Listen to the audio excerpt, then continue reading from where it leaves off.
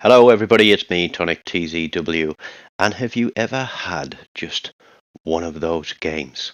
Well, I did, and this is it, and I've called it Crack and Fail. Not once, but twice. So, without further ado, we will get into the game. And I am sailing the Tier 4 Premium Russian destroyer, the Okhotnik, also known as the Murder Sausage. And we've got a lot of guns there on the back of it, and we're going to try and put them to some use as we push forward. Now, as you'll see, there are 10 destroyers in this game. This is an old one. I've had it saved for a while, meaning to do a voiceover. I've just never had the time to catch up. But as I'm taking a break for a few days off, I thought I'd get some videos done and uploaded to keep you guys coming past the stream and the YouTube site. So if it's your first time past here, enjoy the video and don't forget, hit that like button. And if you aren't subscribed already, please do hit that subscribe button, because we're on the push for 500 subscribers, almost halfway to the magic number of 1,000. Now we're pushing in. We're going to try and get in close to these islands. We want to try and avoid being spotted by airplanes. That Marblehead is obviously a big risk to destroyers with how fast his guns fire, so ideally we want him off the map as quickly as possible. Now I also know, like I've done here, that the enemy team will also like to push it to the bottom end of that island and get some shots on. So we spot the Jaguar, we get guns on him, he's going guns on us, we pop our smoke because we don't want that Marblehead to be able to spot us. Obviously in doing so we lose sight of him, but we do get a few more shots on. Now we don't continue the turn, we actually hit the brakes and back up because he's fired us torpedoes, expecting us to continue our turn. And we're not going to do that. What we're going to do is we're going to back up and we're going to try and catch him coming out the other side of the island. Because if I know that guy, he's going to push hard and come round and try and get rid of us. Because the traverse on these guns isn't amazing.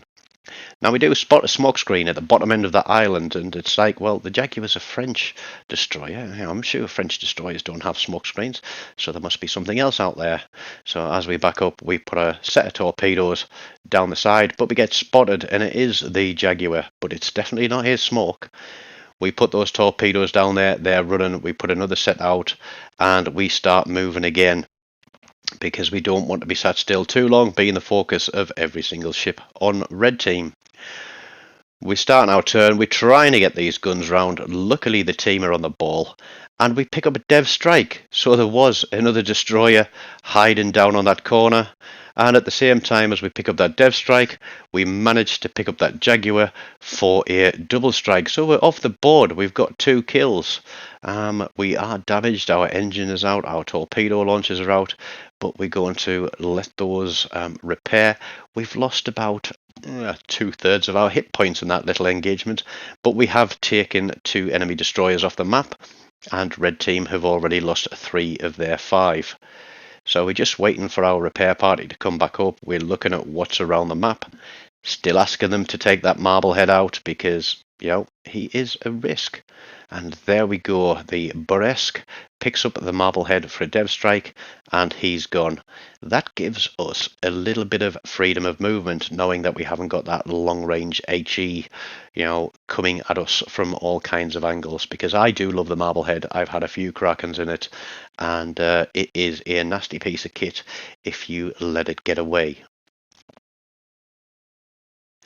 But the centre of the map has opened up. We know there's a T-22 there. He's spotted. It looks like he is being squeezed by that Burresk on the other side of the map. I imagine they're having a gunfight. But I'm going to exploit this open centre and we're going to push down. We've got our guns to the left, because we're thinking we've probably got enough guns to get rid of this guy. He's still spotted. Obviously that's our carrier who's spotting him. He gets a reasonable drop on him, and he's going to be twisting and turning and trying to avoid the attentions of those dive bombers, which means that his attention is not on us. He does take another few hits, and as we come around the corner we get spotted ourselves, but he's burning. we go for the guns, and we get the kill. So that is 3 out of 5 destroyers gone off the game. There are still 3 ships left, and I'm thinking, hey, we're doing all right here, because carriers are normally a sitting duck, so we potentially got 4. And oh look, there's a Farragut in the wild. So we are actually going to push the cap, because what I'd like to do is, rather than go chasing after them, I want to draw them to us, and pushing into the cap means that they have got to defend. And although they have a destroyer there, who could potentially push through and take our cap, we do have superior numbers of ships, and we still do have a carrier in the game. So he could keep that guy spotted if he does try to push for our cap.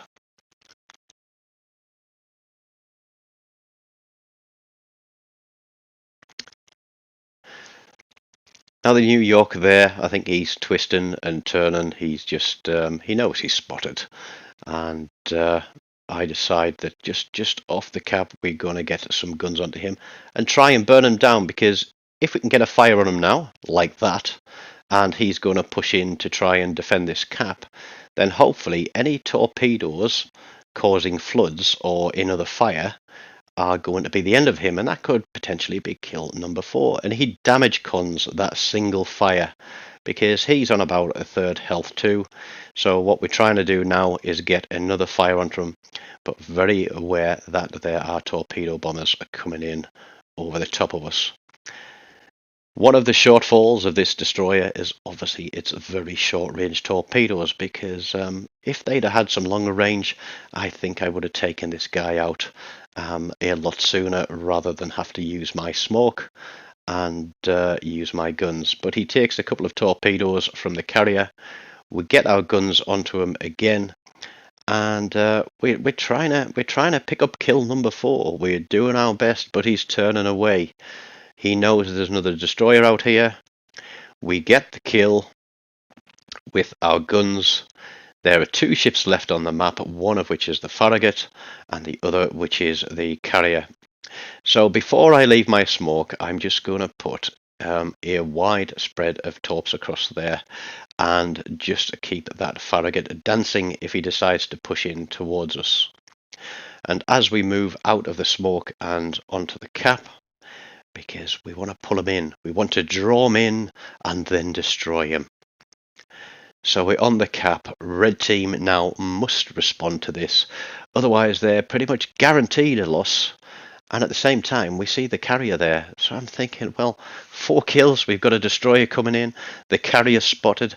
He's across there. We've got to be picking up a Kraken in this game.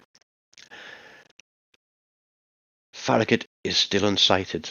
Our carrier is bringing his planes down. I give him an indication as to where he is. I get spotted myself, and I'm expecting this Farragut to start shooting at me. But it looks like he's turning to launch torpedoes across. So I hit the brakes, we get a fire on him, he gets slammed off one of the other ships, and just as we get our shells going through the air, the carrier drops on him and pulls the rug from right out underneath us. So that is KRAKENFAIL number 1. And watching this video back, I could have played this so much better. But I took a big hit myself, and I'm down to under 1,000 hit points. And I've got the attention of the aircraft carrier. They've managed to reset the cap. I think at this stage of the game, I don't exactly want to be sitting still, because it'll give that guy every opportunity he has for bombs and torpedoes on me. I get very, very lucky there in soaking a torpedo just before it arms. And although he appears in range there, as I fire the second set, I realise that he is backing up. So we've got no opportunity but to go guns on him. And we'll keep firing, but we are very aware that there's plenty of planes overhead, and he's looking for an easy kill. He misses that bomb drop because I gun my engines just as he starts his bomb run, but he's going to be coming round again. He's still out of torpedo range, I've got the guns up, we keep firing, and I'm going to have to keep moving. And I'm thinking I can come around the other side of this island and pick this guy up.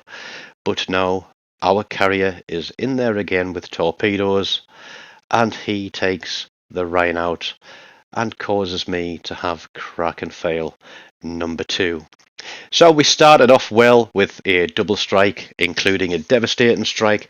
We took care of 3 of Red Team's destroyers. We finished top of the board, which, do I want to say it's surprising? No, it wasn't surprising in that one. But there we go. Our wonderful Cosmolet picks up his 2 kills, denying me a Kraken on both occasions. So I hope you enjoyed watching my little bit of misery in this one, because not all games are great, and it doesn't matter how hard you play, sometimes the thing that you want just doesn't come to you. Take care everybody, and don't forget, hit that subscribe before you go, and I'll see you next time. Bye bye.